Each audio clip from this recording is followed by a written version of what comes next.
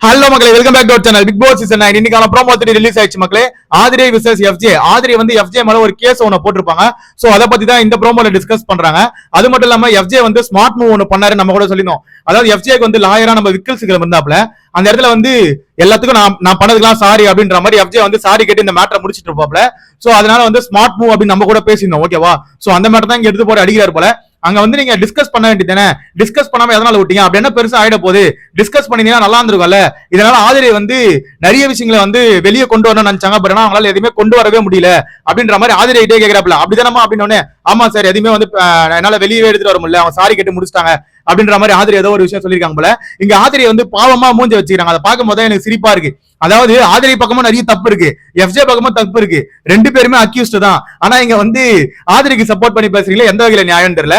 ஏன்னா ஆதிரை அந்த கிஸ் பண்ற மேட்டர்ல இருந்து எல்லாமே வந்து வெளியே வந்துச்சு. ஓகேவா? லைவ்லயே வந்துச்சு. நீங்க வந்து அதை வந்து எபிசோட்ல வரலன்றதுனால மறைக்கத்தெல்லாம் இங்க வந்து முழு பூசணிக்காவ சோத்துல மறிக்கிற கதையா இருக்கு.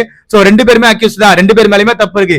இதை வந்து அவங்க வாதாடி இருந்தாங்கன்னு வச்சுக்கோங்களேன், கண்டிப்பா எஃப்ஜே இந்த மேட்டர் எல்லாம் சொல்லியிருந்தானா கண்டிப்பா இதை விட ஒரு அசிங்கம் எதுவுமே தெரியாது. இவங்க ரெண்டு பேர் லைஃப்மே ரொம்ப கேவலமா போயிருக்கும். சோ இதை பேஸ் பண்ணி தான் அவங்க முடிக்கப்பட்டது. ஸ்மார்ட் மூவ் அது எனக்கு தெரிஞ்ச வரைக்கும். பட் ஆனா இங்க அதை தூக்கி போட்டு தான் அடிக்கிறாப்ல. சரி, அது என்ன ஏதுன்றதெல்லாம் ஒன் பை ஒன்னா பார்த்தல. அதுக்கு முன்னாடி சேனலுக்கு புதுசா இருந்தீங்கன்னா சப்ஸ்கிரைப் பண்ணிக்கோங்க. ஒரு லைக் பண்ணிட்டு பாத்தீங்கன்னா சேனல் நிறைய பேருக்கு சஜஸ்ட் ஆகும். வாங்க வீடியோல போயிடலாம். ஃபர்ஸ்ட் எடுத்து விஜய் என்ன கேட்கிறாப்லன்னா, அதாவது உங்க மேல ஒரு கேஸ் ஒண்ணு போடப்பட்டிருக்கு. அந்த கேஸை எதுக்கு ஆரம்பிக்கும் போதே தோத்தலாம் அப்படின்னு முடிவு பண்ணீங்க அப்படின்ற மாதிரி, ஏன் அந்த முடிவை பண்ணீங்கன்னு சொல்லிட்டு நம்ம விஜய் கேட்கிறாப்ல. அதுக்கு எஃப்ஜே என்ன சொல்றாப்லன்னா, சார் அவங்க வந்து இந்த டாஸ்க்ல வந்து ஒரு லைம் லைட் எடுக்கணும்னு பாக்குறாங்க, அதனாலதான் வந்து நான் இப்படி பண்ண அப்படின்ற மாதிரி எஃப்ஜே அவன் தரப்ப சொல்ல, உடனே வந்து விஜய் போட்டு பழகிறாப்ல மறுபடியும். அப்போ ஒரு கேஸை தோத்துட்டு ஜெயிச்சா மாதிரி வந்து கொண்டாடிட்டு இருக்கீங்களே ஏன் அப்படின்ற மாதிரி நம்ம விஜய் சங்க இவர் எஃப்ஜேவை பத்தி கேட்கறத பார்க்க முடியுது. அதுக்கப்புறமேட்டு அவங்க தரப்புக்கு அவங்க சொல்ல வேண்டியது எதுவுமே வெளியே வரல அப்படின்ற மாதிரி இங்க ஆதிரைக்கு தான் லைட்டா சப்போர்ட் பண்றாப்ல. உடனே ஆதிரை கிட்டே கேட்கிறாப்ல, ஆதிரை ஆமா சார் அப்படின்றாங்க. சோ எனக்கு தெரிஞ்ச வரைக்கும் ஆதிரை மேலையும் தப்பு இருக்கு மக்களே, எஃப்ஜே மேலையும் தப்பு இருக்கு. ஆதிரை வந்து ஸ்டார்டிங் வீக் உள்ள வந்தாங்களே, இப்ப 3 வாரம் உள்ள இருந்துன்றாங்களே, அந்த 3 வாரம் அவங்க என்னெல்லாம் பண்ணாங்க நம்மளும் பார்த்தோம், எஃப்ஜே என்னெல்லாம் பண்ணான்னு பார்த்தோம். பட் ஆனா ரெண்டு பேர் மேலயுமே மியூச்சுவலா தப்பு இருக்கு. அப்புறம் நீங்க எதுக்குங்க கிஸ் கேக்குறீங்க? இது வந்து ஃப்ரெண்ட்ஷிப் பாண்டோ இல்ல, எதுவுமே இல்ல அப்படின்றீங்க. ஆனா நீங்க வந்து அங்க வந்து ஒரு கிஸ் கேட்டிருக்கீங்க. அந்த கிஸ் கேட்கும் போது எஃப்ஜே வேற ஒரு விஷயம் சொல்லியிருக்கான். அதாவது உனக்கு தான் வெளியே ஆள் இருக்குன்றி ஆதிரை, அப்புறம் அவன் வந்து தப்பா நினைச்சுக்க மாட்டான்னு கேட்டா, அவன் தப்பா நினைச்சுக்க மாட்டான், அவங்க ஃபேமிலி வேணா தப்பா நினைச்சுப்பாங்க அப்படின்ற மாதிரி நம்ம ஆதிரை சொல்லியிருக்காங்க. யாரா அந்த பையன், எனக்கே அவனை பார்க்கணும் போல இருக்கேன்னு சொல்லி நான் போன வீடியோல ஒன்று சொல்லியிருப்பான் அந்த மேட்டர் நடக்கும் போது. அதே மாதிரி தான் இருக்கு. பாவம் அந்த பையன் தலையில மிளகா அரைக்கிறாங்க. சோ என்ன மாதிரியான லவ்னு எனக்கு தெரியல மக்களே. சோ இதெல்லாம் இங்க இவ்வளவு தூரம் பேசியிருக்காங்க. இவன் இன்னும் நிறைய விஷயங்களை கிண்டி வெளியே எடுத்துட்டு வந்தான்னு எஃப்ஜே இங்க ஆதிரியோட முகத்திலே கிழிஞ்சிருக்கும். சோ அதான் விஜய் எதிர்பார்க்கிறாரு போல. அதான் டிஸ்கஸ் பண்ண வேண்டியதானே. அதை டிஸ்கஸ் பண்ணிருந்தீங்கன்னா வந்து வெளியே நிறைய விஷயம் வந்திருக்குமே, ஏன் பண்ணல, எதுக்கு பயந்து விட்டீங்க அப்படின்ற மாதிரி நம்ம விஜய் போட்டு பழகிறாப்ல. அதாவது இவங்களுக்குள்ள ஒரு பெரிய சண்டை வரணும்னு தான் மக்களே வந்து நம்ம ஆதிரியை வந்து வீட்டுல அமைச்சதே வைல்ட் கார்டு கண்டஸ்டன்டா. எஃப்ஜேக்கும் ஆதிரிக்கும் முட்டிக்கும், அதை வச்சு ஒரு டிஆர்பி கிரியேட் பண்ணலான்ட்டு. ஆனா உள்ள வந்த ஆதிரி எஃப்ஜே பக்கம் போகாம டைரக்டா வந்து கானா வினோத் பக்கம் திரும்பிட்டாங்க. சோ அதனால வந்து பிக் பாஸ் டீமே ரொம்ப வெறுப்பா தான் இருந்தாங்க. அதனால தான் இந்த கோர்ட் டாஸ்க்ல கூட ஆதிரை எஃப்ஜே மேட்டர் எடுத்துட்டு வந்து அதெல்லாம் பேசி ஒரு பெரிய இஷ்யூ வரும்னு பார்த்தாங்க. பட் ஆனா அதுவும் அங்க வரல. சோ அதனாலதான் இந்த கேள்விகள் எல்லாம் கேட்கப்படுது. பிக் பாஸ் டீம் நினைச்சது ஒண்ணு நடந்தது ஒண்ணா இருக்குல்ல. சோ அதனாலதான் இந்த கேள்விகள் எல்லாம் இங்க கேட்டுட்டு இருக்காங்கல்ல. நெக்ஸ்ட் வந்து அந்த கேஸ நடக்க விடாம தடுக்கிறதுல எதை மறைக்க ட்ரை பண்றீங்க அப்படின்ற மாதிரி கேட்கிறாப்ல. அதான் எதையும் மறைக்க முடியாது. அதான் வெளியே எல்லாருக்குமே தெரியுமா அவங்க என்ன பண்ணாங்க ஏது பண்ணாங்கன்றது வெளி உலகத்துல எல்லாருக்கும் தெரியும். அதே மாதிரி ஆதிரியும் ஒன்றும் நல்லவங்கன்னு நான் இப்ப கூட சொல்றேன். ஆதிரியும் நல்லவங்க, எஃப்ஜேவும் நல்லவல்ல, ரெண்டு பேருமே கெட்டவங்க தான். ஆதிரை வெளியே வரும்போது மக்களுக்கு ஓட்டு போட தெரியலன்னு தான் ஆதிரை. ஓகேவா? மக்களை தற்கூரின்னு சொன்னவங்க தான் ஆதிரை. அதனால அவங்களே நம்மளால சப்போர்ட் பண்ணிட்டுலாம் இருக்க முடியாது. ஆதிரை மேலேயும் தப்பு இருக்கு, எஃப்ஜே மேலேயும் தப்பு இருக்கு.